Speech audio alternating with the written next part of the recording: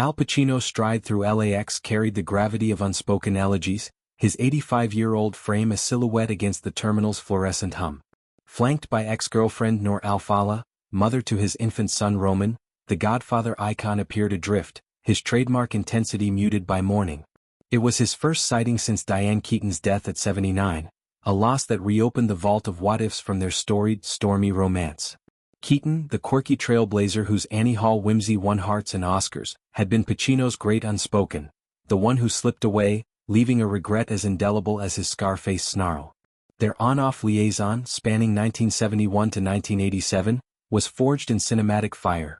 Playing Kay and Michael Corleone, their off-screen sparks ignited a passion that flickered through decades. A confidant pierced the veil this week. For years after he and Diane split, Al used to say, "If it's meant to be, it's never too late for a do-over." But sadly now it is. Pacino, ever the method actor of life, will forever regret not claiming her fully. Dressed in somber black, mirroring Noor's ensemble, he boarded a private jet, his eyes distant, perhaps replaying their Beverly Hills proximity, homes mere miles apart, yet worlds sundered by silence. Though he and Diane both lived in Beverly Hills, they never spoke, the source revealed. "I once asked him why and he told me, there's no need to talk with each other. We said everything that needed to be said at the time." Keaton's passing, shrouded in mystery, no cause disclosed, her dog-walking routines vanished months prior, prompts whispers of hidden illness. A neighbor mourned, "But I hadn't seen her in months. Now I wonder if she may have been ill for a while." Their saga was operatic, ignited on the Godfather set, where Coppola's vision blurred real and real. As Kay, Keaton's quiet ferocity complemented Pacino's volcanic Michael, their wedding scene a prelude to passion. Post-1972, they tumbled into tumult, intermittent idols amid Pacino's rising inferno of roles. Keaton, in a 2017 reflection, bared the ache.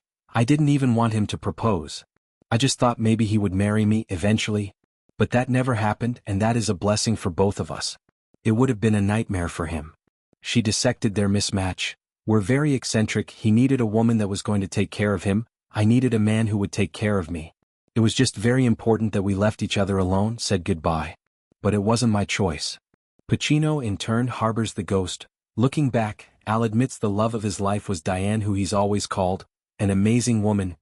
Keaton's independence was her armor, forged in a childhood of paternal absence. Her father's business travels leaving her mother to helm the hearth. Diane's parents were together, but her father was always away. So he might as well not have been there at all, a source noted. She idolized her mother's fortitude, vowing autonomy over altar. Woody Allen's two-decade kinship offered intellectual spark, but Pacino stirred something primal, something about Al that reminded her of a lost orphan in need of love. She envisioned permanence, marriage, children, a shared eccentricity. Diane could definitely have seen herself marrying Al, and them having kids together. But after years of on and off romance, she felt the time to marry was now or never. And she eventually told him, "Marry me or else." His rebuff stunned. To her surprise, he walked away, insisting no woman was going to push him into doing something he wasn't ready to do. Pacino's path diverged into fatherhood sans vows, 4 children his lodestars. Al adores all his kids, the insider affirmed. And although he preferred living in New York, he also purchased a home in Los Angeles just so he could spend more time on the West Coast with his children who lived there. Roman, born 2023 with Noor, adds a tender coda to his legacy. Keaton, childless by choice yet adoptive mother to 2, mirrored his paternal devotion in her singular way. Their Godfather 3 reunion in 1990, a professional coda, couldn't mend personal rifts. Now her absence amplifies echoes. Keaton's quirky candor, her refusal of convention, a foil to Pacino's brooding bravado.